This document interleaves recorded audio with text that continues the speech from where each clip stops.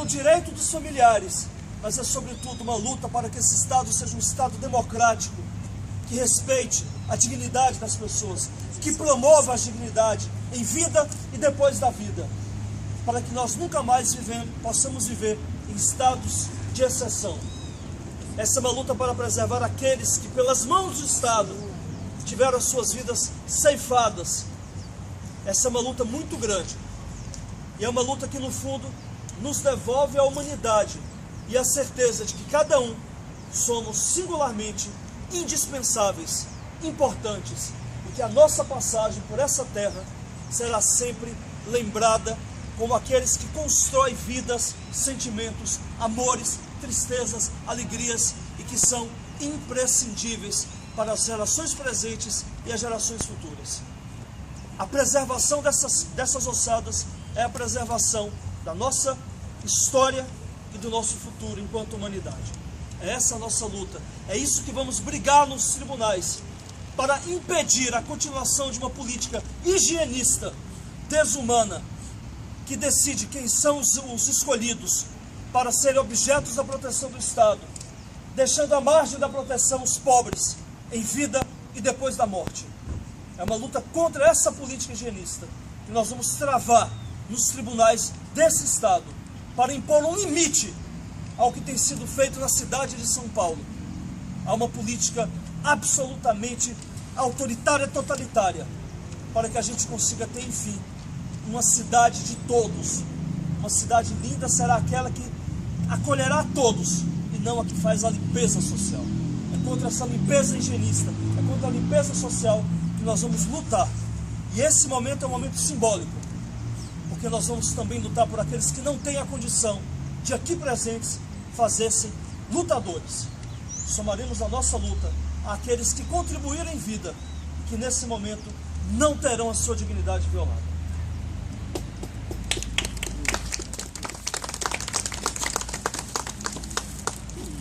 Minha palavra é de solidariedade, principalmente com todos aqueles que estão empenhados nessa luta, particularmente o Adriano e toda a sua equipe, porque o que a gente presencia.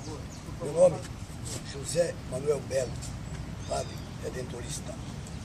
E tem esse apoio nosso, viemos, irmã Terezinha e eu, lá do Jardim Sinhá, também manifestar aqui nosso apoio, nossa solidariedade. Porque me assustou muito essa notícia, privatizar o cemitério. Não basta as tantas privatizações que estamos tendo aí no dia a dia, também essa agora. Então fica aqui registrado o nosso protesto e a nossa solidariedade a todos. Obrigado.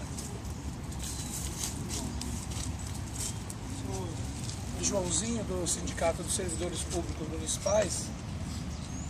Nessa semana, tão logo o Adriano procurou a gente para fazer essa denúncia, né, a gente já saiu também junto com os companheiros fazendo essa denúncia e vamos estar junto para levar à frente. Já foi dito aqui, na verdade, se essa prefeitura, esse prefeito não respeita nem aqueles que estão em vida e muito menos aqueles que estão hoje aqui nesse ossário e também em outros cemitérios. Se eles ameaçam esse aqui, com certeza ameaça todos os outros que estão em outros cemitérios, tirando o direito à memória das famílias.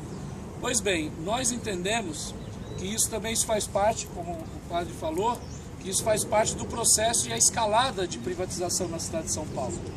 É de conhecimento de todo mundo que o prefeito, assim que assumiu no dia 1º de janeiro, aliás, antes de assumir no dia 1º de janeiro do ano passado, ele já dizia que era necessário privatizar os cemitérios. E nós achamos que esse processo também faz parte disso. Eles não conseguiram até o momento, mas é evidente que vão ficar tentando de todas as maneiras. E é evidente que para dar mais credibilidade para aqueles que querem utilizar os cemitérios como mais uma fonte de lucro, né, fonte de receita, que são aqueles que têm dinheiro, né, para poder continuar ganhando dinheiro, seria muito melhor que recebesse um cemitério em mão, né, com um cemitério, vamos dizer, entre aspas, limpo. É disso que se trata na nossa opinião.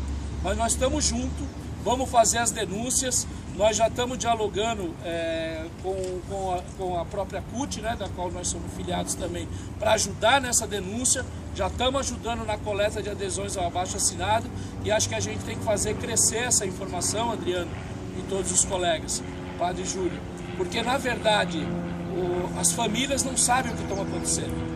Tanto que a prefeitura foi para a justiça para conseguir essa autorização.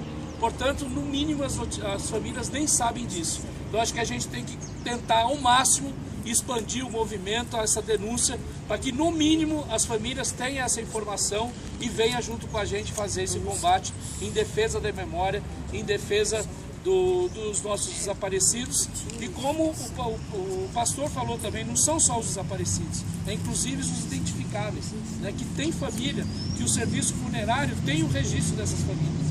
E evidentemente que se fizer uma busca é possível localizar. E não querem fazer isso porque eles querem deixar o caminho livre para a privatização. Vamos continuar firme em defesa da vida, em defesa da memória de todos os desaparecidos.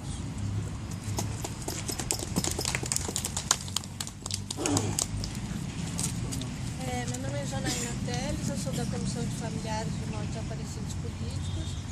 Eu só queria registrar aqui o nosso apoio a essa luta, a esse protesto, que é a nossa luta, né? Queria agradecer também o apoio de vocês e dizer que, pelo menos desde a abertura da Vala de Perus e dos trabalhos da CPI da Vala de Perus na Câmara Municipal, a gente vem lutando e foi uma das recomendações da CPI.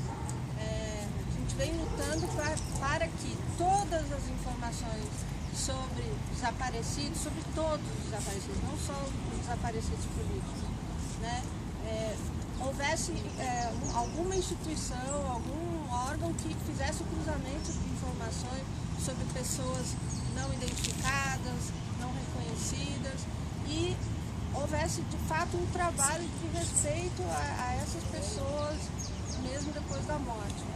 A gente sempre lembra que na Vala de Perus há a possibilidade de ter 19 desaparecidos políticos e dentre essas 1.400, 1.500 ossadas que estão lá, que estavam lá depositadas, a maioria eram indigentes ou crianças que tinham sido vítimas da meningite, um surto de meningite que a ditadura censurou. Então, a gente o tempo inteiro dizia que esse assunto dizia respeito a toda a sociedade, a toda a cidade de São Paulo, pelas próprias características da Vala de Perus, né? Onde a grande maioria era um povo simples que estava lá enterrado. A gente sabe que há muita dificuldade de identificar os indigentes, etc., mas mesmo assim é preciso ter muito cuidado, muito respeito por esses corpos, por esses restos mortais, porque todas as culturas têm respeito pelos mortos, né? Isso para nós respeitar essa finitude que nós carregamos, né? É respeitar a dignidade em vida, né? É respeitar as pessoas que sofrem essas perdas.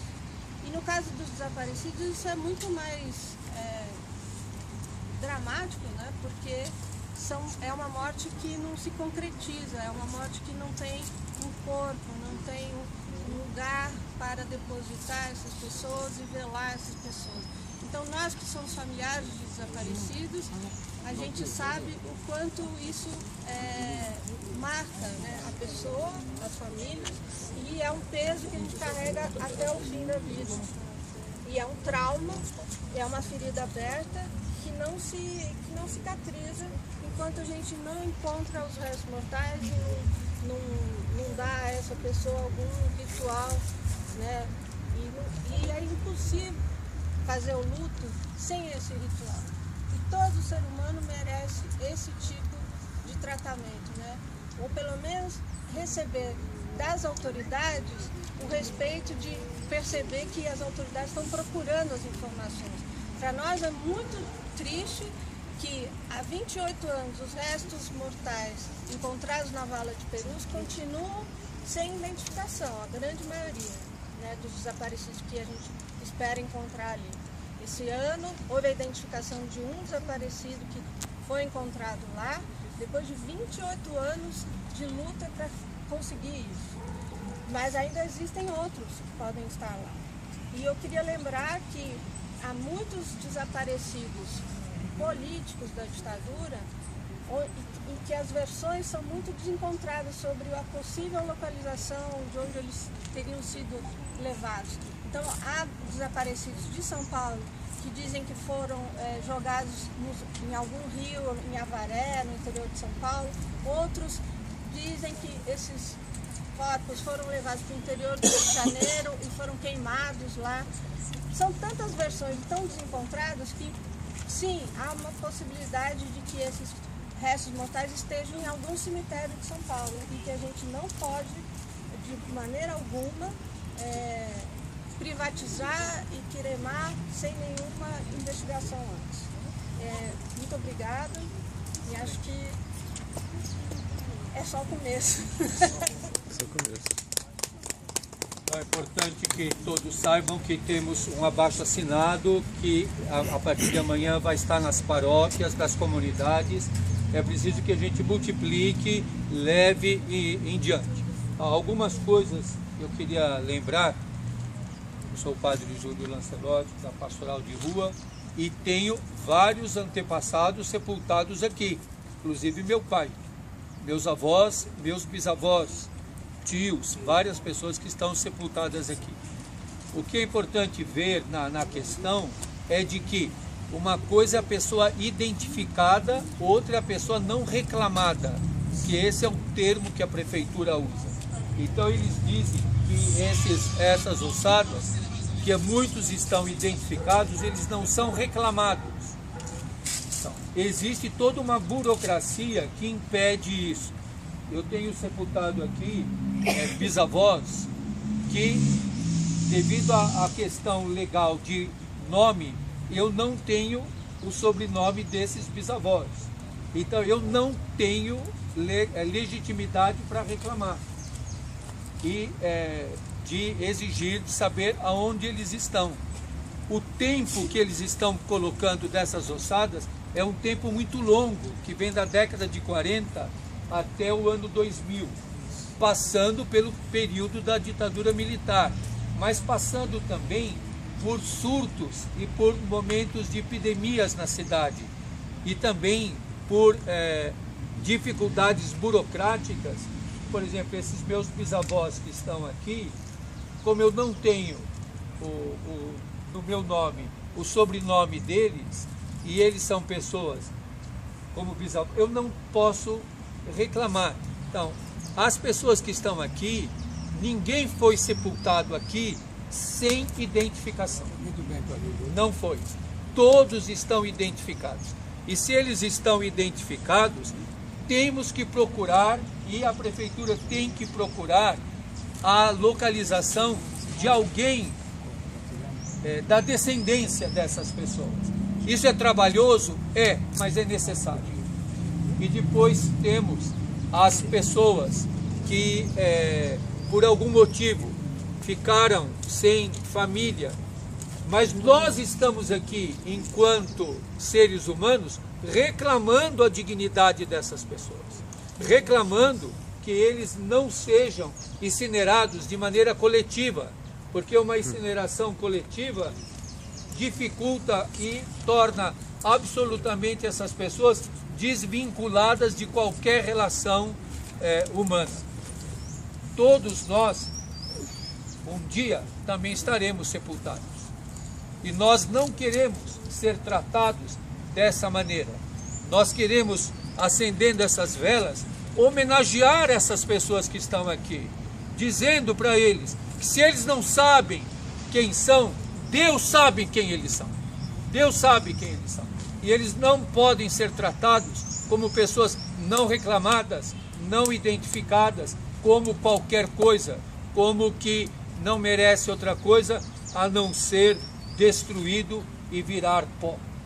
Nós tornaremos as cinzas e ao pó, como diz a Escritura, mas por um processo natural, não por um processo político, não por um processo privatizador, não por um processo incinerador de memória. Então, lutar pela dignidade desses nossos irmãos é uma luta muito séria, porque é lutar pela dignidade da vida, pela história, pela alegria, pela dor de cada uma dessas pessoas. Nós estamos diante, está escrito aí ossário coletivo, mas nós estamos diante de um mistério da história, da memória dessas pessoas, que não pode ser aviltada, que não pode passar um trator em cima. Até se pergunta, se eles forem incinerados, o que é que vão fazer com as cinzas deles? Vão jogar onde? Vão fazer igual se fazia nos campos de concentração, jogar no pântano? Aonde será colocado? Ainda que eles façam, que nós vamos lutar para que não façam, ainda que o façam, aonde serão colocadas? Aonde serão depositadas? E serão todas misturadas? Não será respeitado a individualidade e a dignidade? Muitos dos sacos que estão aqui com os ossos têm escrito neles a identificação. Outros, a identificação se perdeu, como eu vi no ossário do cemitério de Perus, por incúria administrativa, por falta de administração, que perdeu a identificação que estava ali. Ninguém pode exumar nenhuma pessoa que está aqui nesse cemitério sem um processo, sem um procedimento administrativo. Meu pai está sepultado aqui. Para exumá-lo, há um processo administrativo. Inclusive se paga uma taxa. Na verdade, essas pessoas, chamadas de não reclamadas, é porque não apareceu alguém para pagar uma taxa. Então eles são tirados das sepulturas de uma maneira que nós diríamos desrespeitosa, sacrílega. Não se pode exumar sem a presença de familiares, sem a presença de alguém que autorize. E não se pode colocar da forma como eles estão aqui, sem respeito e sem dignidade. Essas velas acesas são a nossa oração e o nosso protesto. São a nossa solidariedade e a nossa indignação. Nessa escuridão que quer incinerá-los, nós acendemos a luz que diz: não, não aceitamos, não queremos. Queremos o respeito, a identificação, a localização de descendentes dessas pessoas, que seja elucidado quem são eles, porque tem que estar no livro aqui do cemitério o nome, o dia do sepultamento, tem que ter o documento. Ninguém aqui é sepultado sem um atestado de óbito. Tudo isso tem que estar documentado. E se não está, isso se configura um crime de improbidade administrativa. Incinerar essas pessoas é improbidade administrativa, porque não são reclamados. Qual é a busca? E a última coisa que eu queria lembrar, que é muito séria, é o não cruzamento dos dados com os desaparecidos. Não temos em São Paulo uma cidade que tem um número grande de desaparecidos, além dos desaparecidos que nós sabemos, políticos, temos também outras pessoas que desaparecem na cidade. E esses dados não são cruzados. Isso é uma questão muito séria ainda, que acho que a justiça tem que reclamar na justiça, porque não se cruzam os dados. Então, pessoas que estão desaparecidas e que são procuradas, estão aqui. Queria, terminando, lembrar da Dona Helena. A Dona Helena foi uma grande lutadora pelos desaparecidos políticos. A Dona Helena era uma veneranda pessoa. Ela achava, até a morte dela, tinha sempre muita veneração pela Dona Helena. Ela achava que ia encontrar os restos do seu filho e que, olhando, ela ia reconhecê-lo, ia vê-lo. Então, essa luta tem essa inspiração muito forte de todos que lutam para buscar os desaparecidos, de uma pessoa como a Dona Helena, que é uma pessoa que marcou a nossa vida pela sua luta, pela sua busca. Então nós podemos agora fazer uma prece juntos ecumenicamente. Também está aqui conosco a Juliana. Laura? Não, depois vai nós. Então vamos juntos rezarmos por esses nossos irmãos.